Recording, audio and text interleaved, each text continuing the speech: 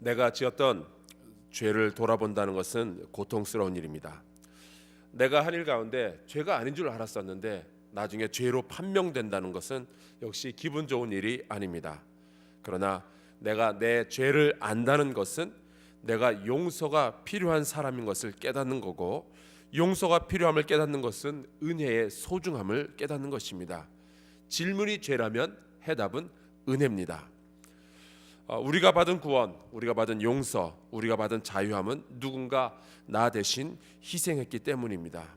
그분이 바로 우리 주님 예수 그리스도이시죠.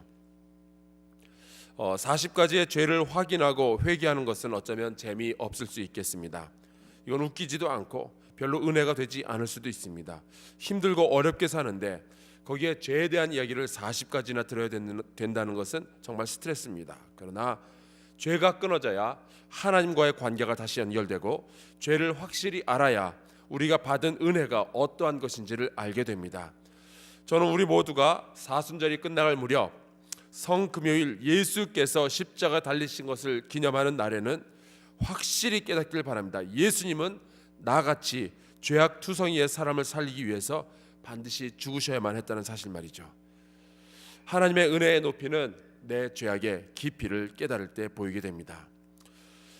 제가 이 사순절에는 말씀을 준비하면서 여러분의 죄에 대해서 이야기하는 것 같지만 사실은 저의 죄, 이미 용서받은 죄, 그리고 앞으로 용서받아야 할 죄에 대해서 함께 말씀을 나누고 있습니다. 그래서 제 아내와 같이 이야기를 나눈 것이 사순절 내내 우리 매일같이 감사의 예물, 용서의 예물을 드리자 해서 예물을 드리고 있습니다. 말씀을 나눈다는 것이 저에게도 굉장히 고통스럽고요. 하지만 반드시 해야 할 작업입니다. 오늘은 악을 악으로 갚는 것이 죄가 된다는 말씀을 드리겠습니다. 이것은 세상의 상식을 뛰어넘어 예수님의 법칙입니다. 아시겠지만 때로 한 나라에서는 전혀 죄가 되지 않는 것이 다른 나라에 가서는 죄가 되는 일들이 있습니다. 예를 들어 중국에는 시간 여행 금지법이라는 그러한 법이 있습니다. 2011년 4월 1일 날 만우절 날, 하필이면 만우절 날 중국 공산당에서 발표한 법인데요. 이게 시간 여행을 주제로 한 영화나 드라마 같은 것은 역사를 경솔한 방식으로 위협한다라는 이유로 그 영화나 드라마의 타임머신, 시간 여행 그런 게 나오면은 무조건 금지하는 그러한 법입니다. 시간 여행은 우리나라에서는 영화뿐만 아니라 드라마에서도 종종 나오죠. 근데 그게 법으로 금지된다든지 상영했다고 해서 벌을 주거나 전혀 그렇지 않습니다. 왜냐하면 우리나라에서는 중국의 법이 아니라 대한민국의 법이 있고 우리는 그 법에 의해서 통치를 받기 때문입니다. 그러나 중국에 가면은 중국의 법을 따라야죠. 자, 문제는 우리가 이 세상의 법을 따르는 사람들인가 아니면 하나님의 법을 따르는 사람들인가 하는 겁니다. 만약에 우리가 세상의 법을 따르는 사람들이라면 악을 악으로 갚는 것에는 아무런 문제가 없습니다. 복수는 나의 것, 이에는 이로, 눈에는 눈으로 갚아줘야죠. 그런데 만약에 우리가 하나님의 법을 따르는 사람들이라면 악을 악으로 갚는 것은 금지되어 있고, 만약에 우리가 그 일을 한다면 그것은 우리가 죄를 짓는 것입니다. 사도 바울은 다메섹으로 가다가 부활하신 주님을 만나고 거기에서 아주 극적인 변화를 경험합니다. 오직 율법만이 법이라며 이 율법을 어기는 기독교인들을 잡아 가두고 죽이는 일에 적극적이었던 바울이 율법이 아닌 예수님의 법을 알게 된 거예요. 그 예수님의 법에는 눈에는 눈, 이에는 이가 아닌 원수도 사랑하는 법이고 죄인들을 용서하는 법이었습니다. 마치 사도 바울과 같은 그러한 죄인을 하나님은 사랑하시고 용서하시는 거죠.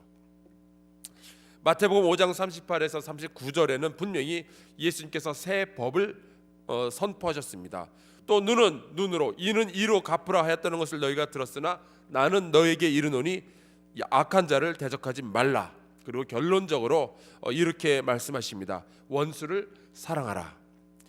만약에 우리가 이 법을 지키지 않는다면 하나님의 나라에서는 그것을 위법, 죄라고 부릅니다. 물론 우리는 세상 법은 굉장히 신경을 많이 쓰는데 예수님의 새 법 같은 것에는 필요보다는 훨씬 덜 신경을 쓰고 있는 것 같아요. 예전에는 장난으로라도 원수를 사랑하라라는 말을 종종 했었습니다. 제가 주일학교 시절 교회에서 아이들하고 놀다가 이런 장난들을 쳤어요. 어떤 아이 몰래 뒤로 가서 눈알이 튀어나올 정도로 뒤통수를 힘껏 때린 다음에 이렇게 말합니다. 원수를 사랑하라. 물론 알았다고 한 아이는 아무도 없었어요. 다들 너도 한 대 맞으면서 저를 때리려고 쫓아오죠. 그때 알아봅니다. 마음은 원이로되 육신이 약하구나. 그런데 요즘은 장난으로도 원수를 사랑하는 말을 안 해요. 자신 없으니까. 그리고 할 필요가 없을 거다라고 생각을 하니까. 마치 예수님께서 그런 말씀을 하신 적이 없는 것처럼 말이죠. 왠지 우리는 자꾸만 어떤 명령들, 예수님의 어떤 명령들은 무시하려고 애를 쓰고 있는 것 같아요. 이 바울의 로마서는 철저하게 이 예수님의 가르침을 기초로 해서 만들어진 편지입니다. 그 중에 12장 17절은 예수님의 가르침을 이렇게 로마에 적용해요. 아무에게도 악을 악으로 갚지 말고 모든 사람 앞에서 선한 일을 도모하라. 이 말씀은 로마에 있는 교회 공동체에게는 굉장히 큰 도전이었습니다. 이 로마에 있는 교인들을 얼마나 많은 사람들이 핍박을 했는데요. 그런데 그들을 용서하라고요? 그들을 사랑하라고요? 누군가 나를 비방하였거나 내가 마음에 들지 않는 일을 하였거나 누군가 나에게 피해를 주었거나 나를 서운하게 했을 때 우리는 굉장히 자연스럽게 복수를 꿈꾸게 됩니다. 혹은 공격 대신에 수비 전략을 선택하기도 해요. 그 사람에게 대해서 직접적인 복수는 하지 않지만 대신에 그 사람이 얼마나 나쁜지를 여러 사람들에게 말하는 간증 집회를 열기도 해요. 제가 왜 그렇게 잘 아는 줄 아십니까? 저도 해봤어요. 그런데 이 사도 바울은 악을 악으로 갚지 않고 가만히 있는 것에서 멈추지 말라는 말씀을 해요. 사실 누군가 나에게 상처를 주었을 때 꾹 참고 가만히 있는 것은 사실 누구나 할 수 있어요. 대적할 용기가 없어서 그럴 수도 있고, 혹은 귀찮아서 그럴 수도 있고, 혹은 말씀대로 살고 싶어서 악을 악으로 갚지 않을 수도 있어요. 그래서 정말 화가 나지만 복수를 할 수 없을 때는 다른 방식으로 행동을 합니다. 그것이 바로 이 첫째 방식은 잠수 전략입니다. 흔히 이제 잠수 탄다고 그러죠. 사라지는 거예요. 내가 그럼 사라져 줄게. 그래서 그 사람, 나에게 상처를 입힌 그 사람의 눈에서 사라져 버리는 겁니다. 교회를 안 나온다든지 잠시 쉬겠다면서 속회에 나오지 않는다든지 뭐 그런 방식이에요. 둘째 방식은 침묵입니다. 누군가 나의 억울함을 물어봐주고 알아봐주고 나와 동조할 때까지 그냥 침묵하는 거예요. 약간 소심한 방식의 복수죠. 사실은 더 나아가서는 비협조의 방식이 있습니다. 의도적으로 나에게 해악을 끼친 사람에게 좋은 일이 생기는 것을 방해하는 겁니다. 그 사람에게 악을 행할 수는 없지만 좋은 일이 일어나는 것을 봐줄 수는 없는 거죠. 그런데 사도 바울은 비록 서운하고 억울하고 분하지만 여전히 선한 일을 도모하라라고 말씀하고 있습니다. 이 역시 예수님의 말씀과 일치하고 있어요. 원수를 사랑하라. 누구든지 너로 억지로 오리를 가게 하거든 그 사람과 심리를 동행하고 너희를 박해하는 자를 위하여 기도하라. 이겁니다. 여기에서 좀 오해가 있는 것 같아요. 내가 예수님의 말씀대로 거기까지 순종하면 좋은 사람이고 그렇게 못한다고 해도 나는 여전히 상식적이고 합리적인 나름대로 합리적인 사람이라고 생각하는 거예요. 틀렸습니다. 우리의 주인은 예수님이셔요. 그 주인의 명령을 반만 지키고 나머지는 버리는 것, 그것은 반역입니다. 악을 악으로 갚지 말라, 여기까지만 우리가 지키고 선한 일을 도모하라, 그것까지 내가 못하겠다, 이거는 여전히 불순종인 거예요. 생각해 보세요. 엄마가 가서 물 좀 떠오너라 말씀하셨는데 가서 물 뜨는 것까지만 하고 엄마에게 가져다 주지 않는다면은 그게 순종인가요? 상식적이고 그게 합리적인가요? 아니죠. 순종은 끝까지 가야 그게 순종입니다. 그렇지 않다면 그때부터는 다 불순종인 거죠. 베드로는 이 예수님의 명령을 이런 식으로 풀었습니다. 베드로전서 3장 9절 악을 악으로 욕을 욕으로 갚지 말고 도리어 복을 빌라. 이를 위하여 너희가 부르심을 받았으니 이는 복을 이어받게 하려 하심이라. 여러분, 이 예수님의 말씀과 사도 바울의 말씀과 베드로 사도의 말씀이 이렇게 패턴이 똑같다는 것을 보실 수 있죠. 악을 갚지 말고 거기서 멈추지 말고 오히려 선한 일을 해라. 그런데 베드로는 이 말씀이 아주 새로운 시각을 하나 제공합니다. 이를 위하여 너희가 부르심을 받았다. 이 말씀은 솔직히 충격적입니다. 저는 그런 것 말고 더 큰 일 하라고 우리를 부르신 거라고 생각을 했었어요. 예를 들면은 전 세계를 다니면서 복음을 전한다든지, 아니면 한국교회 개혁을 위해서 우리가 사용된다든지, 아니면 한사랑교회에서 1만 명의 선교사를 배출하는 교회로 이끈다는 그런 좀 큰 일 있잖아요. 우리가 보기에 스케일 되게 큰 일, 멋진 일, 영광스러운 일. 우리 성도들 같으면은 큰 사업을 한다든지, 아니면 정계에 진출해서 나라를 이끈다든지, 하여튼 좀 덩어리 큰 멋진 일들 있잖아요. 그걸로 하나님께서 우리를 부르신 줄 알았는데, 우리 인생은 한 방이라고 그렇게 좀 멋지게 한번 살아야 된다라고 생각을 했었는데, 베드로는요, 우리가 악을 악으로 갚지 않고 복을 빌어주는 일을 위하여 하나님으로부터 부르심을 받았다고 합니다.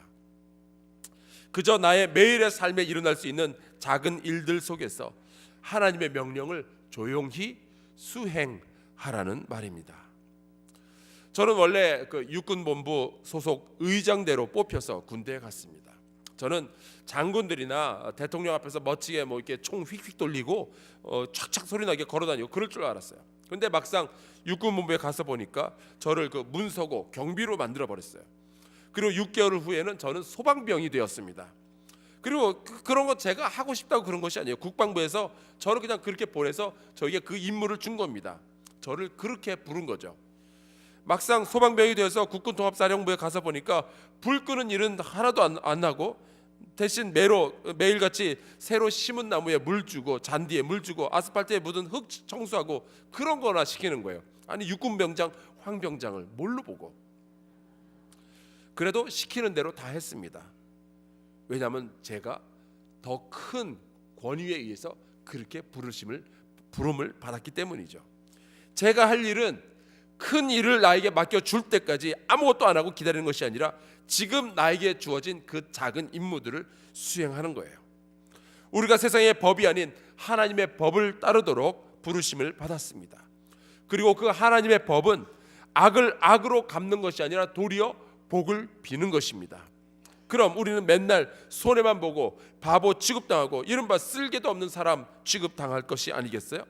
우리 하나님은 그렇게 생각하지 않으셔요. 오히려 복을 이어받기 위해서, 베드로 사도가 이야기하죠. 복을 이어받기 위해서 악을 악으로 갚지 말고 오히려 내게 해악을 끼친 사람에게 선을 베풀어 주는 것이 맞다. 이것이 하나님의 말씀이에요. 그것이 우리의 지혜를 뛰어넘는 하나님의 지혜입니다. 만약에 여러분 자신에게 복이 내려지길 원한다, 그렇다면 원수 갚는 일을 금하고 오히려 나에게 해를 끼친 그 사람에게 선한 일을 행해 주는 것이 맞습니다. 하나님의 말씀을 믿거나 아니면 내 생각을 따르거나 둘 중에 하나가 되는 거죠.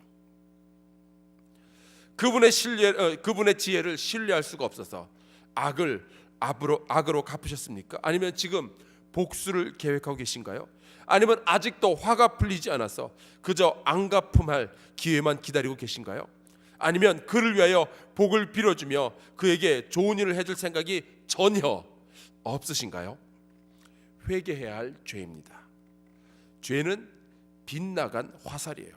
하나님께서는 우리를 부르실 때에 악은 악으로 갚지 말고 오히려 복을 빌어주며 선한 일을 베풀어 주기를 원하셨습니다. 이제 그 일을 이룰 때예요.